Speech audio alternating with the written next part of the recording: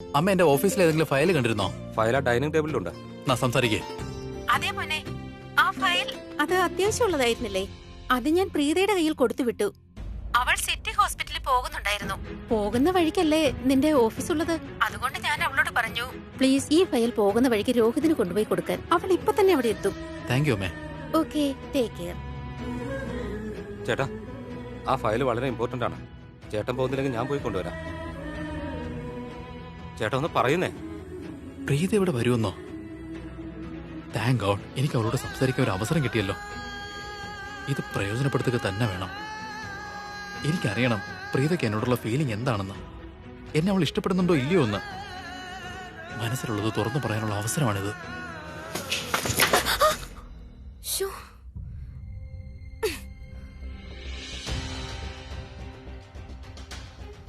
ഇത് എന്ത് വ്യത്യസ്തമായ ഫീലിംഗ് എനിക്കുണ്ടാവുന്നത്. ചുറ്റിലും എന്തോ പവർ ഉള്ളതുപോലെ അതെന്നെ അകത്തേക്ക് പോകുന്നതിൽ നിന്നും വിലക്കും. അങ്ങനെ ഇവിടെ എന്താ ഉള്ളത്? ഞാൻ അകന്നു നിൽക്കേണ്ടതായി. നീ ഇതെന്തൊക്കെയാ ചിന്തിക്കുന്നത് പ്രീത? ഇത് രോഹിത് സാറിന്റെ ഓഫീസാ. ഇവിടെ എന്ത് അപകടം ഉണ്ടാവാന്? ഇതാ നിങ്ങളുടെ സീറ്റ്. ഇന്നു മുതൽ നിങ്ങൾ ഇവിടെ ഇരിക്കണം. ഈ ഫോണിൽ നിന്ന് ആരെങ്കിലും വിളിക്കണമെങ്കിൽ ആദ്യം 0 ഡയൽ ചെയ്യണം. ഓക്കെ. പിന്നെ ഒരു കാര്യം കൂടി, ഈ ഓഫീസിൽ ആരുടെയെങ്കിലും ഹെൽപ്പ് വേണമെങ്കിൽ നിങ്ങൾ എൻ്റെ അടുത്ത് വരൂ. All the best. Thank you.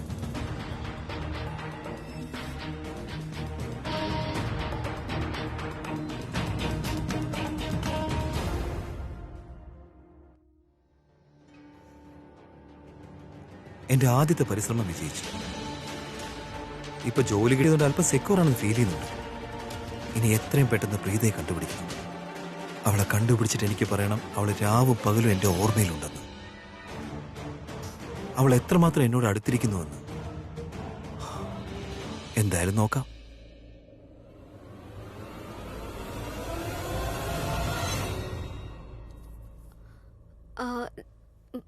Salil sir,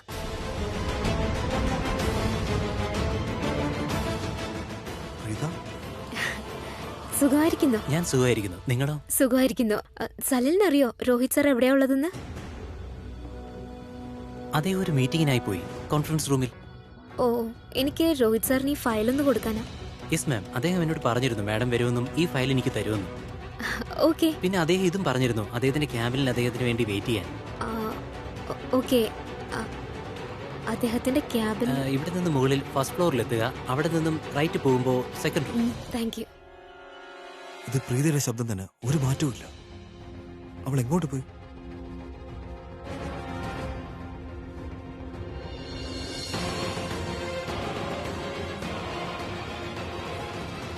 I am sure ഇത് പ്രീത തന്നെയാണ്. ഇന്നെന്റെ ലക്കി ഡേ തന്നെയാണ്. രാവിലെ ജോലി കിട്ടി, ഇപ്പൊ പ്രീതയെ.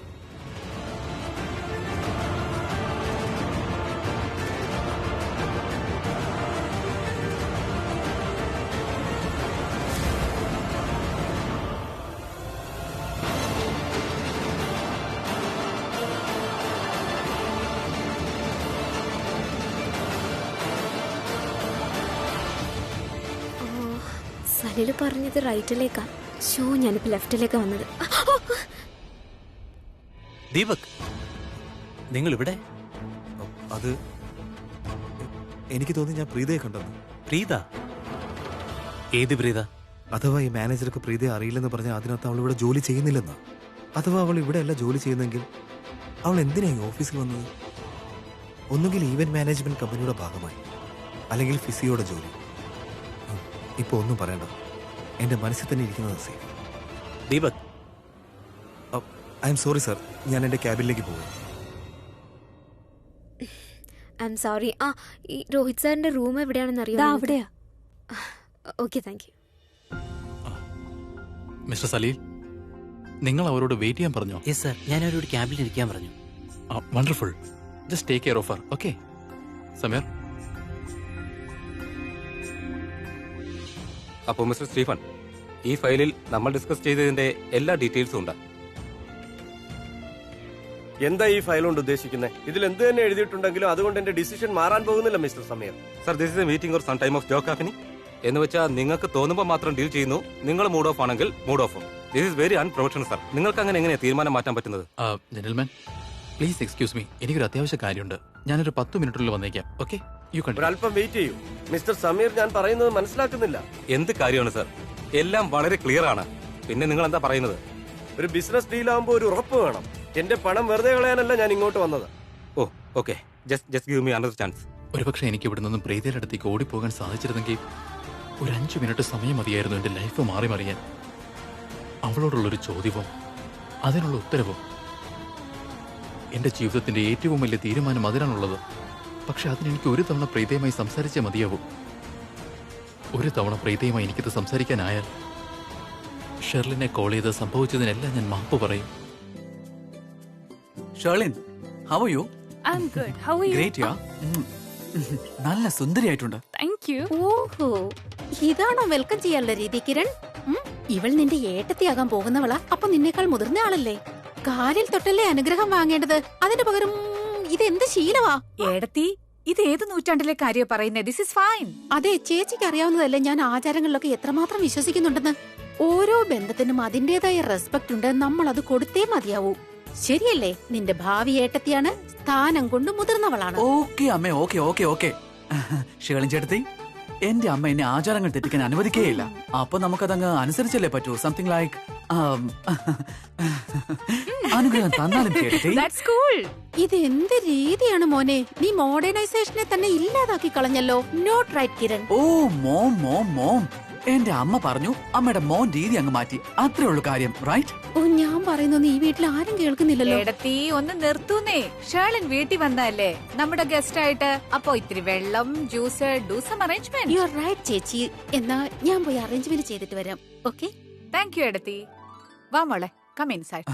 ഷേളിൻ, അമ്മ പറയുന്ന കേട്ട് വിഷമമൊന്നും വേണ്ട. അമ്മ സംസാരിക്കുമ്പോ മുത്തശ്ശി പോലെയാവും. പിന്നെ എന്റെ അനിയത്തി കാർത്തിക, അവൾ അനിയത്തിയായല്ല അമ്മയെ പോലെ പെരുമാറുന്നത്. ആൻമയ അച്ഛമ്മ, അത് അച്ഛമ്മയല്ല. ഐ മീൻ, അച്ഛമ്മ എന്നോട് അങ്ങനെയല്ല പെരുമാറുന്നത്.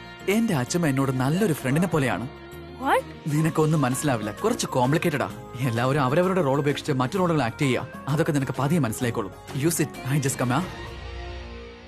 മറ്റൊരു വഴിയില്ലായിരുന്നോ? നിങ്ങളുടെ കമ്പനിയുടെ ഷെയർ മാർക്കറ്റിൽ അത്രയും താഴേക്ക് പോകുന്നു, എന്നിട്ടും എന്നെ അറിയിച്ചില്ല.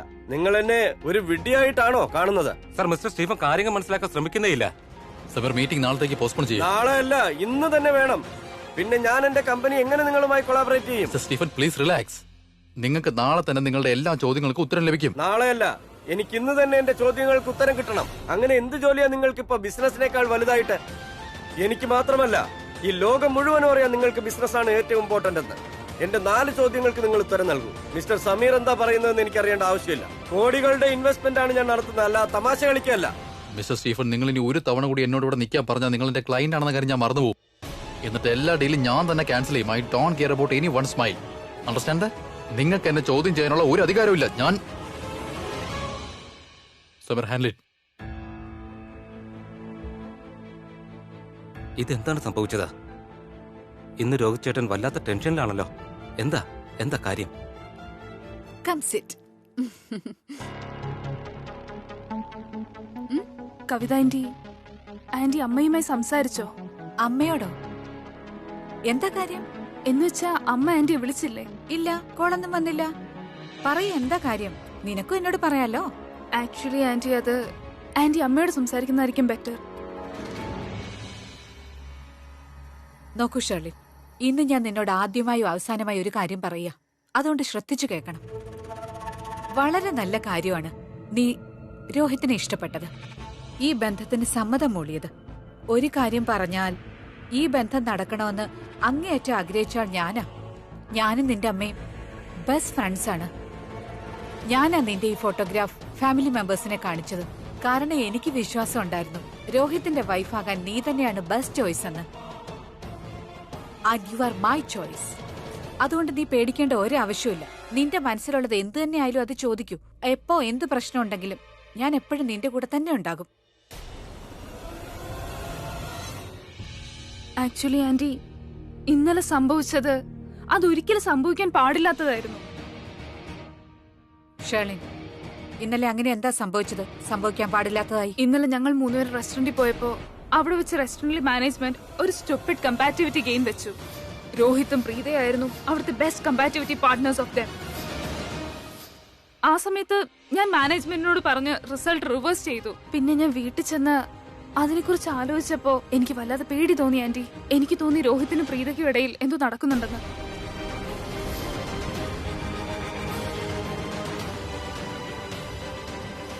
രോഹിത്തിനും പ്രീതയ്ക്കും ഇടയിൽ രോഹിത്തിന്റെ ഭാഗത്തൊന്നും അങ്ങനെയൊന്നുമില്ല. Believe me aunty, I can sense it. അവർക്കിടയിൽ ഉറപ്പായും എന്തോ ഉണ്ട്. എനിക്കൊരു ഡൗട്ട് ഉണ്ട്. അല്ല, ഡൗട്ട് അല്ല, ഉറപ്പാണ്. കിരൺ ചേട്ടനും പ്രീതിയും തമ്മിൽ ലവ് ആണെന്ന്. രോഹിത്തിന്റെ ഭാഗത്തൊന്നും അങ്ങനെയൊന്നും ഉണ്ടാവുകയില്ല. അഥവാ എന്തെങ്കിലും ഉണ്ടെങ്കിൽ തന്നെ അത് ദയ മാത്രമാ. അവന് ആളുകളെ സഹായിക്കുന്നത് വലിയ ഇഷ്ടാ. പിന്നെ പ്രീതയുടെ ഭാഗത്തു നിന്നായാലും ബഹുമാനം മാത്രമേ ഉള്ളൂ അവനോട്. നീ ടെൻഷൻ ആവണ്ട, വരൂ, ഇരിക്കും, റിലാക്സ്. Thank you aunty. ആന്റിയോട് സംസാരിച്ചു കഴിഞ്ഞപ്പോ എനിക്ക് വിശ്വാസമായി രോഹിത്തിന്റെ ഭാഗത്ത് നിന്ന് അങ്ങനെയൊന്നും ഇല്ലെന്ന്. രോഹിത്തിന്റെ ഭാഗത്തൊന്നും അങ്ങനെ ഒന്നുമില്ല. ഇനി അഥവാ 1% ഉണ്ടെങ്കിൽ തന്നെ ഞങ്ങളുടെ മേനോൻ കുടുംബം അങ്ങനെ ഒരു തേർഡ് റേറ്റ് മിഡിൽ ക്ലാസ് പെൺകുട്ടിയെ ഞങ്ങളുടെ വീട്ടിലെ മരുമകളാകാനുള്ള പെർമിഷൻ കൊടുക്കുകയില്ല. അതുപോലെ ഈ കവിത എന്തു പറയുന്നോ അത് മാത്രമേ രോഹിത് ഇതുവരെ ചെയ്തിട്ടുള്ളൂ. ഈ വീട്ടിൽ കവിതയുടെ വാക്കാരും അനുസരിക്കാതിരിക്കില്ല, ആരും തന്നെ.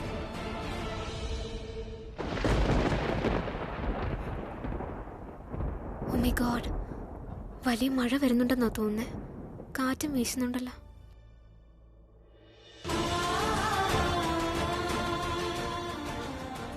പ്രീതയോട് സംസാരിക്കാനുള്ള അവസരം കിട്ടാൻ വേണ്ടി അവളോട് വെയിറ്റ് ചെയ്യാൻ പറഞ്ഞത്.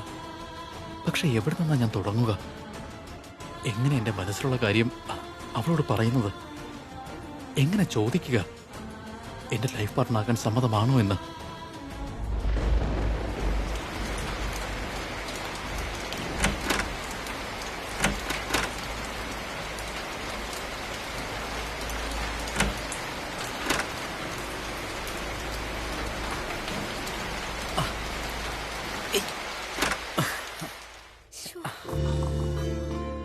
അയ്യോ, രോഹിത് സാർ നന്നായി നനഞ്ഞു. വിൻഡോ അടയ്ക്കാൻ ശ്രമിച്ച് പ്രീതിയെ നന്നായി നനഞ്ഞിട്ടുണ്ട്. കാറ്റടിച്ചപ്പോ ജനല് തുറന്നു, മുഴുവൻ വെള്ളം അകത്തേക്ക് വീഴാൻ തുടങ്ങി. ക്യാബിൻ മൊത്തം നനഞ്ഞാലോന്ന് വിചാരിച്ചാ, പക്ഷെ ഞാൻ എത്ര നോക്കിയിട്ടും അത് അടയ്ക്കാൻ പറ്റിയില്ല. അപ്പൊ രോഹിത് സാർ വന്നു, എന്നെ സഹായിച്ചു. ഒരുമിച്ച് ചെയ്തപ്പോ അത് ശരിയായി. എന്നെ കൊണ്ട് ഒറ്റയ്ക്ക് പറ്റില്ല.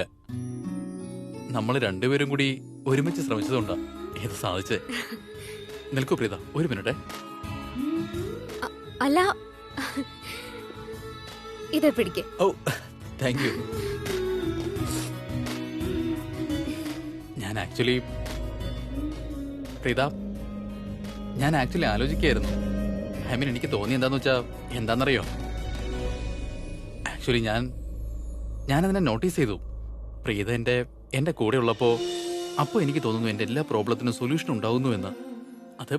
അത് you are like A deciding factor in my life. അതിപ്പോ ഞാൻ എങ്ങനെയാ പറഞ്ഞു തരിക? അതായത് ആദ്യമൊക്കെ എനിക്ക് തോന്നിയിരുന്നത് ഓരോ ജോലിയും എത്രമാത്രം ബുദ്ധിമുട്ടാണെന്നാണ്. ഇപ്പൊ തോന്നുന്നു എത്ര സിമ്പിൾ ആണെന്ന്. അച്ഛമ്മയുടെ കാര്യം തന്നെ എടുക്കാം. അച്ഛമ്മയുടെ കാലില് എത്ര കാലമായിട്ട് ആ വേദന ഉണ്ടായിരുന്നത്. ഒരുപാട് ഡോക്ടേഴ്സിനെ കാണിച്ചു, ഒരു കാര്യവും ഉണ്ടായില്ല. പക്ഷെ ഇപ്പൊ എല്ലാം മാറിയില്ലേ, എല്ലാം ശരിയായി. Indirectly it's A favour for me. കാരണം അച്ഛമ്മയ്ക്ക് വേദന ഉണ്ടാകുമ്പോൾ ശരിക്കും വേദനിച്ചത് എനിക്കായിരുന്നു. പക്ഷെ ഇപ്പോഴോ അച്ഛമ്മ ശരിക്കും ഡാൻസ് കളിക്കാൻ പറ്റുന്ന വിധത്തിലായി. ആ മാജിക്ക് താൻ കാരണം മാത്രമാണ്. ആൻഡ് യു നോ, പിന്നെ എനിക്ക് ഇങ്ങനെയും തോന്നുന്നുണ്ട്, അഥവാ പ്രീത ഇല്ലായിരുന്നെങ്കിൽ അമ്മ ഇപ്പോഴത്തെ പോലെ ഇത്ര സന്തോഷത്തിൽ ഇരിക്കില്ലായിരുന്നുവെന്ന്. ഇല്ല, ഈ കാര്യത്തിന്റെ ക്രെഡിറ്റ് എനിക്ക് വേണ്ട. അഥവാ ഇന്ന് സാറിന്റെ അമ്മ സന്തോഷിക്കുന്നുണ്ടെങ്കിൽ അതിന്റെ കാരണം സാറാണ്. പിന്നെ ഒരു കാര്യം കൂടി എനിക്ക് സാറിനോട് പറയണമെന്നുണ്ട്. ഇന്ന് സാറ് സന്തോഷിക്കുന്നുണ്ടെങ്കിൽ അതിന്റെ കാരണവും സാറ് തന്നെയാണ്. എല്ലാ ക്രെഡിറ്റും സാറിന് അവകാശപ്പെട്ടതാ.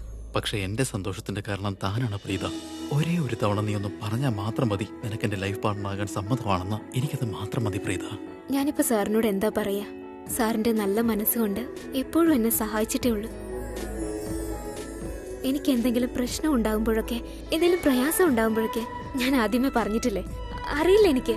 സാർ എവിടെ നിന്നോ വരുന്നു, മാജിക്കലി എന്റെ എല്ലാ പ്രശ്നങ്ങളും തീർക്കുന്നു. അതുപോലെ തന്നെ മുംബൈ പോലെ വലിയൊരു നഗരത്തില് ഇവിടെ എത്തുമ്പോ എന്റെ കയ്യിൽ ഒന്നും ഉണ്ടായിരുന്നില്ല. പണവും ഇല്ല, ജോലിയും ഇല്ല. അപ്പൊ നിങ്ങൾ എനിക്ക് ജോലി തന്നു, 2000 രൂപയും തന്നു. അത് ഓർമ്മയുണ്ടോ സാറിന്?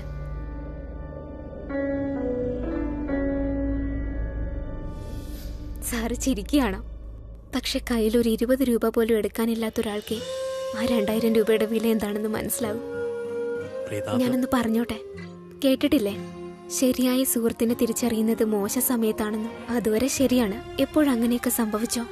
അതായത് സൃഷ്ടിയെ പോലീസ് സ്റ്റേഷനിൽ നിന്ന് ഇറക്കാനും എന്റെ മേൽ അന്നങ്ങനെ മോഷണക്കുറ്റം ആരോപിച്ചപ്പോ അതിൽ നിന്ന് രക്ഷിക്കാനും അന്ന് സാറ് തന്ന ആ സപ്പോർട്ടിനും സഹായത്തിനും ഞാൻ എങ്ങനെയാ നന്ദി പറയാ? അന്ന് എനിക്ക് ആരുടെയെങ്കിലും സഹായം ഏറ്റവും അധികം ആവശ്യമുണ്ടായിരുന്ന സമയത്ത് സാർ എന്നെ സഹായിച്ചത്. ജീവിതത്തിന്റെ ശരിയായ ഉദ്ദേശം അതല്ല പ്രീത. സമയം നല്ലതാണെങ്കിലും ചീത്തയാണെങ്കിലും പരസ്പരം ഒരുമിച്ച് നിൽക്കുക എന്നതാണ്. പരസ്പരം സഹായിക്കുക, ഓരോ ബുദ്ധിമുട്ടിലും പരസ്പരം കൈകോർക്കുക, അതല്ലേ ശരിക്കും ജീവിതം എന്ന് പറയുന്നത്. രോഹിത് സാർ, സാറിന്റെ ജീവിതത്തിൽ സുഹൃത്തുക്കൾക്ക് ഇത്രയധികം സ്ഥാനമുണ്ടെങ്കിൽ, ഇത്രയധികം വാല്യൂ കൽപ്പിക്കുന്നെങ്കിൽ, ബഹുമാനിക്കുന്നെങ്കിൽ, ഇമ്പോർട്ടൻസ് കൊടുക്കുന്നെങ്കിൽ എനിക്ക് അത്രയും അഹങ്കാരത്തോടെ പറയാൻ കഴിയും സാറിന്റെ സുഹൃത്തായതിൽ ഇത്രയധികം സന്തോഷിക്കുന്ന പെൺകുട്ടി ഞാനാണെന്ന്. ആ പിന്നെ ഇന്ന് ഞാൻ സാറിനൊരു പ്രോമിസ് തരാ. എങ്ങനെയാണോ സാർ എന്നെ സപ്പോർട്ട് ചെയ്തത് അതുപോലെ സാറിന്റെ എല്ലാ കാര്യത്തിലും ഞാനുണ്ടാവും. Thank you Preetha, thank you very much.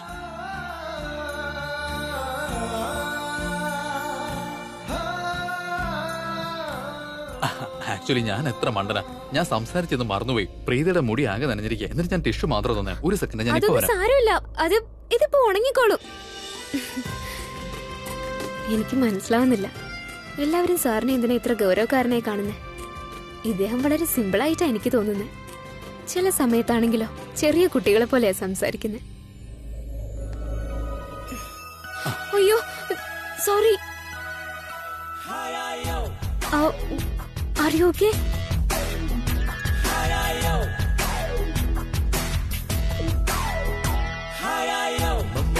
മാറി മഴയെ കാറ്റടിച്ചു കത്താതെടി, മുത്തി മുത്തം വെച്ച മുത്തെടുത്ത് പോവാതെ.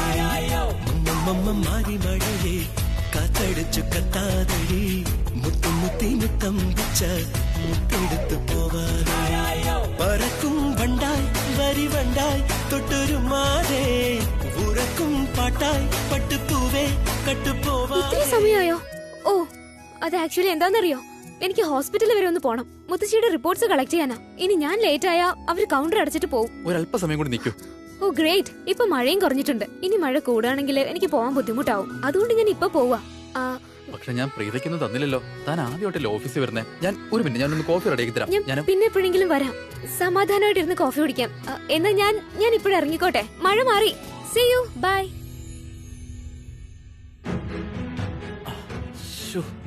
നീ എന്താ ചെയ്ത രോഹിത്? നീ എന്ത് പറയാനാ കാത്തിരുന്നേ? അവള് ജീവിതത്തെക്കുറിച്ച് സംസാരിച്ചപ്പോഴെങ്കിലും നിനക്ക് അവളോട് മനസ്സിലുള്ളത് തുറന്ന് പറഞ്ഞുകൂടായിരുന്നോ? അതിനൊക്കെ വേണ്ടിയിട്ടുള്ള ഒരേ ഒരു അവസരമല്ലേ നിനക്ക് ലഭിച്ചത്. എന്നിട്ട് നീ എന്താ ഞാൻ എന്താ ഈ ചെയ്ത്? എന്താ ഞാനിങ്ങനെ? ഞാൻ എന്താ അതിന്റെ ഒരു സീരിയസ്നെസ് മനസ്സിലാക്കാതിരുന്നത്? എന്താ ഞാനൊന്നും പറയാതിരുന്നത്? ഒന്നും പറയാതെ അവളുടെ മനസ്സ് എങ്ങനെ ഞാൻ അറിയും? ഇനി ഞാനിപ്പോ എന്താ ചെയ്യാ? ഓ ഗോഡ്. പക്ഷെ ഇൻഡയറക്ട്ലി അവൾക്ക് സമ്മതമാണെന്ന് പറഞ്ഞിട്ടുണ്ട്. കാരണം അവള് പറഞ്ഞില്ലേ എപ്പോഴും എന്റെ ഒപ്പം ഉണ്ടാവുമെന്ന്. ആൻഡ് ദിസ് ഈസ് ഇൻഡയറക്ട്ലി എന്ന് പറഞ്ഞ സമ്മതം തന്നെയല്ലേ എന്നോട്. It means she's likes me. എന്നെ അവള് റെസ്പെക്ട് ചെയ്യുന്നുണ്ട്, എന്നെ ഇഷ്ടപ്പെടുന്നുണ്ട്. അതിനർത്ഥം എന്നെ വിവാഹം കഴിക്കാൻ അവൾ ആഗ്രഹിക്കുന്നു എന്നല്ലേ? എന്നുവെച്ചാ അവൾക്ക് എന്നെ Preetha, I really love you. I really love you.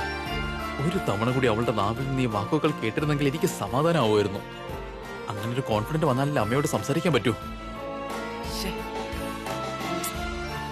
Rohit, നിനക്കൊരു അവസരം കിട്ടിയപ്പോൾ നീ എന്തൊക്കെ കാര്യങ്ങൾ അവളോട് സംസാരിച്ച്. പക്ഷെ നീ ശരിക്കും നിന്റെ പോയിന്റിലേക്ക് മാത്രം വരാതിരുന്ന എന്തുകൊണ്ടാ? ശരി ശരി ശരി, ഒരു കാര്യം ചെയ്യാം. ഹായ് ഹായ്, നിങ്ങൾ ഇന്ന് ജോയിൻ ചെയ്തതാണോ? അതെ. ഗുഡ്. ഒരു കാര്യം ചെയ്യൂ, ഈ ഡ്രോയിൽ ഒരു ഇമ്പോർട്ടന്റ് ഫയലുണ്ട്. ഓക്കെ. നിങ്ങൾക്ക് മുമ്പുണ്ടായിരുന്ന ആൾ ആ ഫയലാണ് വർക്ക്ഔട്ട് ചെയ്തിരുന്നത്. നിങ്ങളൊരു കാര്യം ചെയ്യണം, ഈ ഫയല് രോഹിത് സാറിന്റെ ക്യാബിൽ എത്തിക്കണം. ഓക്കെ? ഇതല്ലേ? Ya right. Good. All right. Bye. Bye Salal sir. പ്രീതിയുടെ ശബ്ദമാണല്ലോ.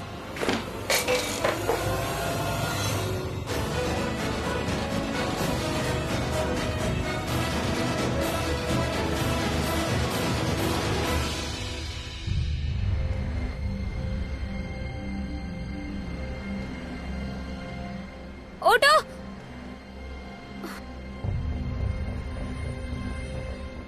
ഓ ഗോഡ്, ഇനി ഈ സമയത്ത് ഓട്ടോ കിട്ടുമെന്ന് തോന്നുന്നില്ല. ടാക്സി തന്നെ വിളിക്കാം.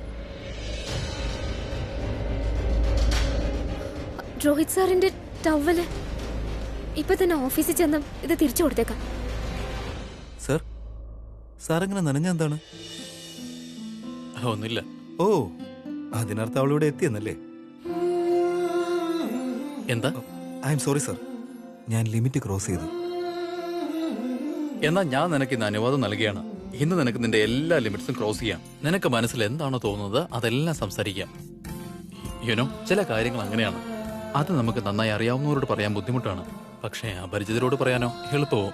അതെ, അവളിവിടെ വന്നിരുന്നു. കുറച്ച് സമയം മുമ്പ് വരെ ഇവിടെ ഉണ്ടായിരുന്നു. പക്ഷെ അവൾ പോയപ്പോ എനിക്ക് തോന്നിയത് എന്റെ ലോകം തന്നെ അവൾ കൊണ്ടുപോയി എന്നാണ്. ഒരുപക്ഷെ അവളെ നിനക്കിന്ന് കാണിച്ചു തരാൻ പറ്റിയിരുന്നെങ്കിൽ. അതെ സർ, ഐ വിഷ്. ഞാനത് മിസ് ചെയ്തു. No problem my friend. Sir, ഇതാ മഹാരാജയുടെ ഫയൽ.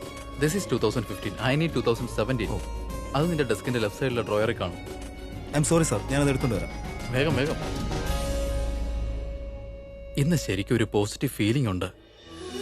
എനിക്ക് നിയമമായ റിലേഷൻ സ്ഥാപിക്കണം. പക്ഷെ പ്രീത, ഞാൻ നിന്നെ കാണുമ്പോൾ സംസാരിക്കാനുള്ള കാര്യങ്ങൾ പോലും ഞാൻ മറന്നു പോവുകയാണ്.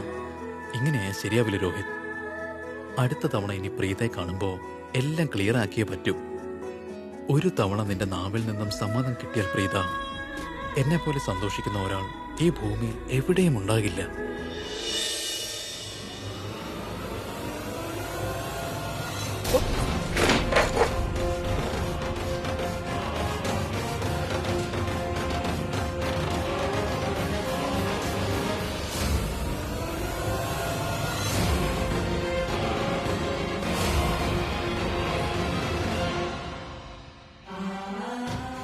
നീ എങ്ങനെ ഇല്ലാതാക്കും ഈ ബന്ധം?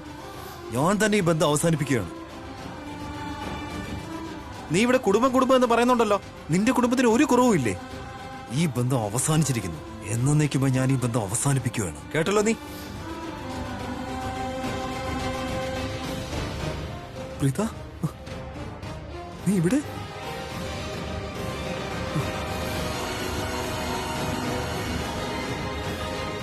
പ്രീത, പ്രീത, ഞാൻ പറയുന്നത് കേക്ക്. പ്രീത.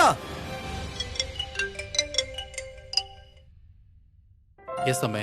രോഹിത്, നീ എപ്പോഴാ വീട്ടിലേക്ക് വരുന്നത് മോനെ? കുറച്ച് വൈകുമേ. ഇന്നിവിടെ കുറച്ച് കൂടുതൽ ജോലിയുണ്ട്. മോനെ, അതെന്താന്ന് വെച്ചാല് ഷേർലൻ വീട്ടിൽ വന്നിട്ടുണ്ട്. അതുകൊണ്ട് ഞങ്ങൾ എല്ലാവരും കൂടി ചെറിയൊരു സെലിബ്രേഷൻ നടത്തുക. അതുകൊണ്ട് ഞാൻ. എന്ത് സെലിബ്രേഷൻ അമ്മേ? ഓഹോ, നീ പറയുന്നത് കേട്ടതൊന്നും നിനക്ക് ഒന്നും അറിയില്ലെന്ന്. നിന്റെ വിവാഹം നടക്കാൻ പോകാണെന്നുള്ള കാര്യം നീ മറന്നുപോയോ? വീട്ടിലെ എല്ലാവർക്കും അറിയാം നിന്റെ ബന്ധം ഫിക്സ് ആയെന്ന്. നമ്മുടെ ഭാവി മരുമകൾ ഇപ്പൊ വീട്ടിൽ വന്നിട്ടുണ്ട്. അതുകൊണ്ട് എല്ലാവരും പറഞ്ഞു സെലിബ്രേറ്റ് ചെയ്യാന്ന്. ഈ സെലിബ്രേഷനിൽ നീ ഇല്ലെങ്കില് അത് വല്ലാത്തൊരു ശൂന്യതയായി പോകില്ലേ? അതുകൊണ്ടാ പറയുന്നത് നീ വേഗം വീട്ടിലേക്ക് വരാൻ. അമ്മേ റിലാക്സ്. നിങ്ങൾ എല്ലാവരും ഇതൊക്കെ ചെയ്യുന്നത് ഇതുകൊണ്ടല്ലേ? ഞാൻ അമ്മയോട് പറഞ്ഞിരുന്നു. അത് ഓ രോഹിത്, എനിക്ക് നിന്റെ ഒരു മറുപടിയും കേൾക്കണ്ട. നീ വേഗം വീട്ടിലേക്ക് വാ. Okay, we all are waiting for you. അത് അങ്ങനെയല്ല. ഇല്ല, അങ്ങനെ സംഭവിക്കില്ല. ഞാൻ അവരെ കൂടെ എങ്ങനെ സന്തോഷിക്കാനാ? അത് സന്തോഷമല്ല, എനിക്ക് തലവേദനയാ തരുന്നേ. രോഹിത്, ആ ബന്ധം വളരെ മുന്നോട്ട് പോവുകയാണ്. അത് അധികം മുന്നോട്ട് പോകുമ്പോൾ എനിക്ക് പ്രീതിയോട് സംസാരിച്ചേ തീരൂ. ഇപ്രാവശ്യം എന്ത് തന്നെ വന്നാലും കാര്യങ്ങൾ വ്യക്തമായി സംസാരിച്ചേ തീരൂ. അവളോട് ഡയറക്റ്റായിട്ട് ചോദിക്കണം അവൾ എന്നെ എങ്ങനെയാണ് കാണുന്നതെന്ന്, എന്നെ ഇഷ്ടമാണോ അല്ലയോ എന്ന്. എന്റെ വിധി തീരുമാനിക്കുന്നത് ആ മറുപടി ആശ്രയിച്ചായിരിക്കും. എന്റെ തീരുമാനവും അതിനെ ആശ്രയിച്ച് തന്നെയായിരിക്കും.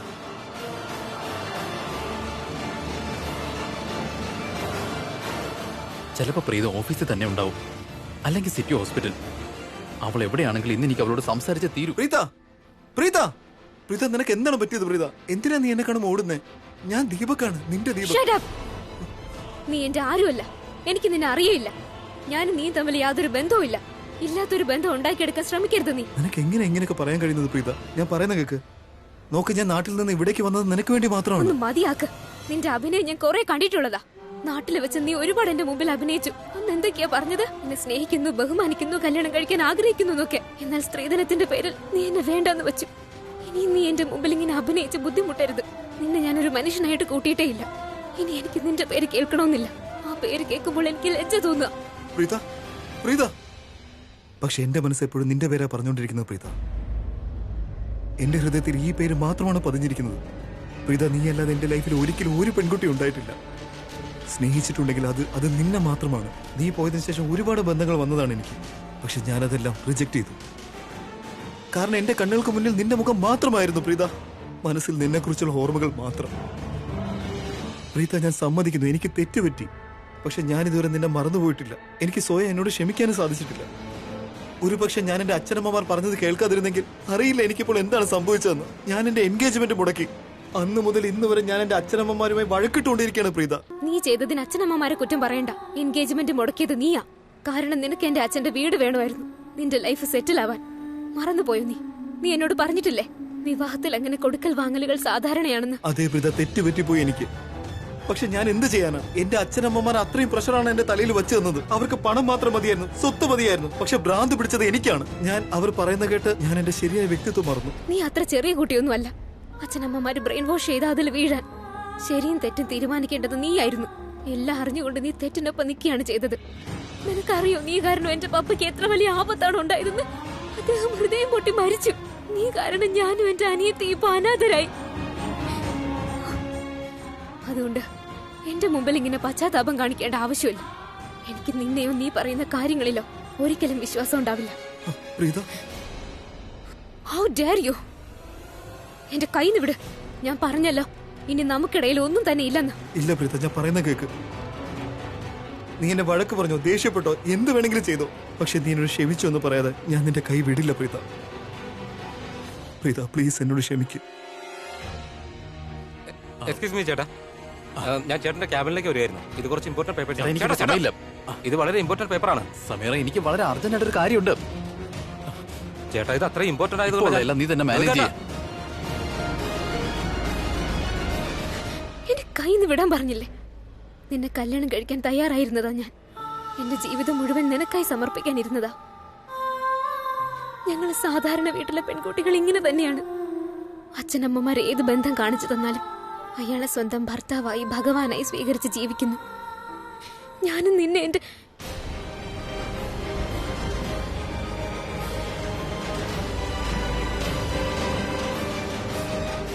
പക്ഷെ നീ എന്താ ചെയ്തത്? എനിക്ക് നിന്റെ സഹായം ഏറ്റവും ആവശ്യമായിരുന്ന സമയത്ത് നീ എന്നെ ഉപേക്ഷിച്ച് പോവുകയാണ് ചെയ്തത്. ഉണ്ടായിരുന്ന ബന്ധം നീ ആയിട്ട് അവസാനിപ്പിച്ചു. നിനക്കൊരു കാര്യം അറിയോ?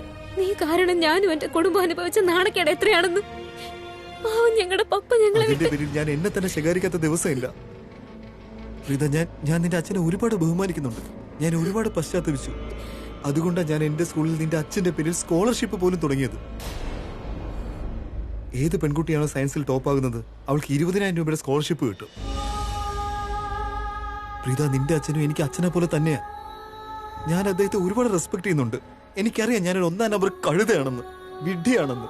അല്ലെങ്കിൽ ഞാൻ നിന്റെ അച്ഛന്റെ പ്രതീക്ഷകളെ തകർക്കില്ലായിരുന്നു. എന്നെ അദ്ദേഹം എത്രമാത്രം സ്നേഹിച്ചിരുന്നു. പ്രീത, നമ്മുടെ ബന്ധം അദ്ദേഹത്തിന്റെ ഏറ്റവും വലിയ ആഗ്രഹമായിരുന്നില്ലേ? നീ ഒറ്റൊരാള് കാരണം എന്റെ പപ്പയുടെ അവസാന ആഗ്രഹം പോലും പൂർത്തിയായില്ല. നിന്നോട് എന്റെ മനസ്സിൽ ഒരു റെസ്പെക്റ്റും ഇല്ല ദീപക്. പ്രീത, ഞാൻ പറയുന്നത് കേക്ക്. ഞാൻ നിന്നോട് ഹൃദയം കൊണ്ട് മാപ്പ് പറയുക. നോക്ക്, കണ്ടോളൂ, ഞാൻ ഈ ബന്ധം വീണ്ടും കൂട്ടിയിണക്കും. പ്രീത, എനിക്ക് ഒരവസരം തരൂ പ്ലീസ്. ഞാൻ നിന്നെ ഒരുപാട് സ്നേഹിക്കുന്നുണ്ട് പ്രീത. എനിക്ക് നീ ഇല്ലാതെ ജീവിക്കാൻ സാധിക്കില്ല പ്രീത. പ്ലീസ് മനസ്സിലാക്ക് Preetha. I love you Preetha. Please എന്നെ ഒന്ന് വിശ്വസിക്ക്. ഞാൻ നിനക്ക് ഇനി ഒരിക്കലും ഒരു ബുദ്ധിമുട്ടും ഉണ്ടാക്കില്ല Preetha. I promise. Deepak, Preetha please, ഞാൻ പറയുന്ന കേക്ക്. എനിക്ക് ഒരവസരം തരൂ. എനിക്കിതിനെ കുറിച്ച് ചിന്തിക്കാൻ സമയം വേണം. പ്രീത, ഞാനത് പറയുന്ന കേക്ക്.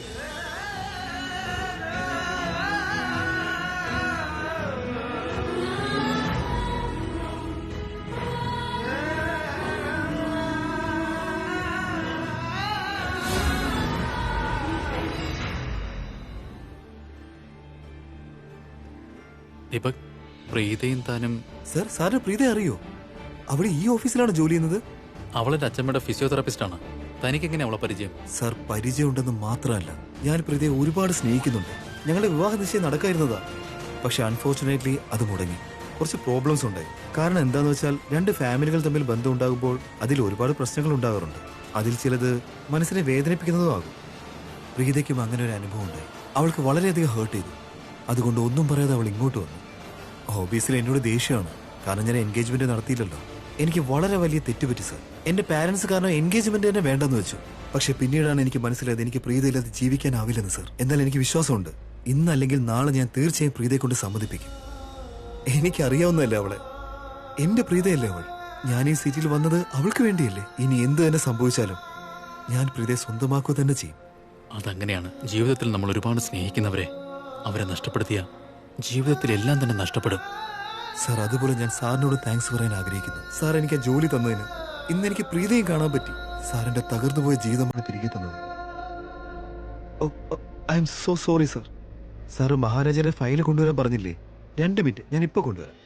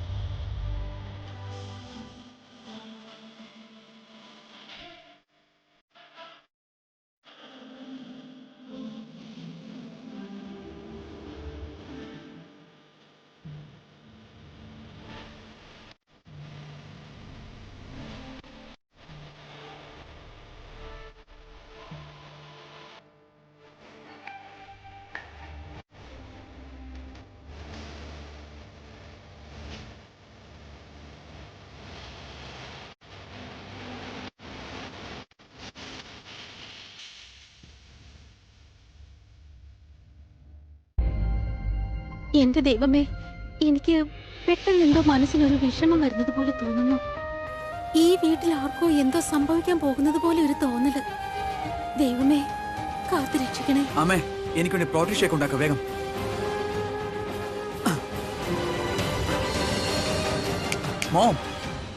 മോമിന് എന്തു പറ്റി? മോനെ, എനിക്കറിയില്ല എന്താന്ന്. മനസ്സിന് പെട്ടെന്നൊരു വിഷമം പോലെ തോന്നുന്നു. കുറച്ചു നേരം മുമ്പ് വരെ ഞാൻ നല്ല സന്തോഷത്തിലായിരുന്നു. ഷേർലിന് വേണ്ടി സ്നാക്സ് എടുക്കാൻ വേണ്ടി അടുക്കളയിൽ വന്നതാ. പക്ഷെ പെട്ടെന്ന് മനസ്സിൽ എന്തൊക്കെയോ പോലെ തോന്നുന്നു. എന്റെ മക്കൾക്ക് എന്തോ അപകടം പറ്റുന്നത് പോലെ, എന്തൊക്കെയോ പ്രോബ്ലം ഉള്ളത് പോലെ. ആരോ അവരെ ഉപദ്രവിക്കുന്നു, അവരെ ആരോ അടിക്കാൻ വരുന്നു. കിരൺ മോനെ, നിനക്ക് കുഴപ്പമൊന്നുമില്ലല്ലോ? നിനക്ക് എന്തെങ്കിലും മുറിവ് പറ്റിയോ? എന്റെ എനിക്ക് ഒരു കുഴപ്പമില്ല. അമ്മയ്ക്ക് എന്താ പറ്റിയത്? പിന്നെ ഇനി എങ്ങാനും മോം നമ്മുടെ രോഹിത്തേട്ടൻ എന്തെങ്കിലും അപകടം പറ്റിയായിരുന്നോ? You know, I mean he might be in danger. നീ പറഞ്ഞത് ശരിയാ മോനെ. അദ്ദേഹത്തിന് കുഴപ്പമില്ല, നിനക്കും ഒരു കുഴപ്പമില്ല. അപ്പൊ പിന്നെ എന്റെ രോഹിത് മോനായിരിക്കും കുഴപ്പമെന്തെങ്കിലും. അതുകൊണ്ടായിരിക്കും എനിക്ക് ഇങ്ങനെ പെട്ടെന്നൊരു ടെൻഷൻ തോന്നിയത്. ഓ എന്റെ പൊന്നു മോനെ, നിനക്കിതൊക്കെ ഒരു തമാശയാ. ഞാനിവിടെ ടെൻഷൻ അടിച്ച് മരിച്ചു പോകും. അപ്പോഴാണ് നിന്റെ ഒരു തമാശ. അമ്മ എന്തിനാ ഇത്രയും ടെൻഷൻ അടിക്കുന്നേ? ഐ മീൻ, പൂച്ച വഴിമുറിച്ചു പോയാൽ 7 അടി പുറകെ പോണോ അല്ലേ? പിന്നെ പാലെങ്ങാനും തിളച്ചു മറിഞ്ഞു പോയാൽ അവന്റെ അച്ഛനുണ്ടല്ലോ. ഇതൊക്കെ പഴയ ആളുകളെ വിശ്വസിക്കാമേ.